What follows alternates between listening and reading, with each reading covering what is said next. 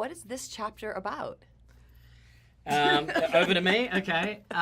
Insidious, The Last Key is about Elise Rainier, the character played by Lin Shaye, and she essentially gets a phone call saying that there's a haunted house she needs to take care of. The difference being that in this case, the haunted house is the house she grew up in, her childhood home. Family's house. Yeah, and so she takes a journey with her companion, her faithful companion, Specs and Tucker, back to New Mexico where she grew up. And she goes into this house that's filled with really a lot of bad memories, a lot of trauma for her.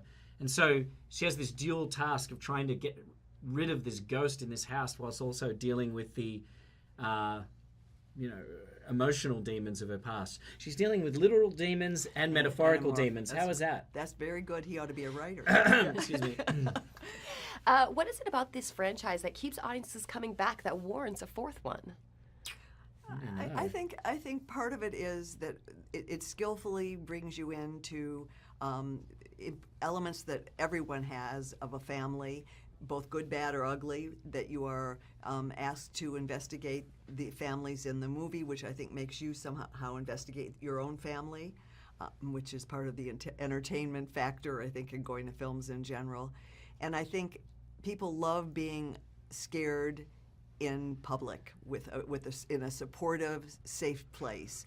And there's something about the combination of that, of this sort of inviting you in this very warm way to exploring your family or family values, if you forgive me, and yet you're in for scares that you're allowed to experience in public with people who everybody has their own private demons, and you're able to sort of explore that together in a safe way. And I think that's really appealing for entertainment. It adds a little bit of everything. What makes this chapter so terrifying? Because it is. It's that sound. Yeah. That's the sound. I think with this fourth installment of the series, there's an added layer of fear for Elise. Like, Elise, traditionally in the other films, has been the badass who's out the front. She's the one fighting the demons for these terrified people, whether it's Rose Byrne and Patrick Wilson's characters in the first film, whatever it is, she's the one doing the fighting. In this film, she's the one suffering the fear. That I'm the victim. Yeah, she's kind of the victim, which is different for Elise to be in that victim position and not be as strong as she usually is.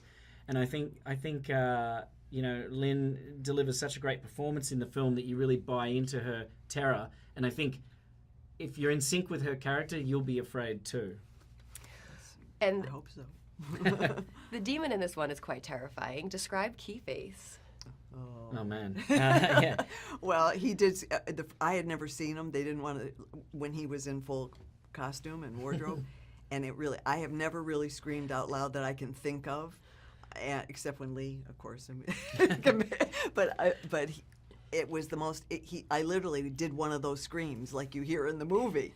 And didn't he come up and just tap you on the shoulder? Yeah, he tapped me on the shoulder, and I wasn't expecting. First of all, he's very tall. He's like 6 foot. So I turned around, and all I was at was like his chest, which was this.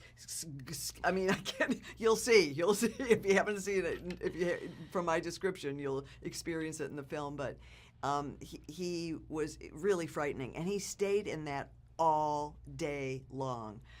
The only time he broke out of it was as an actor, if we had to make an adjustment in terms of position or where I was putting my arm or camera angle.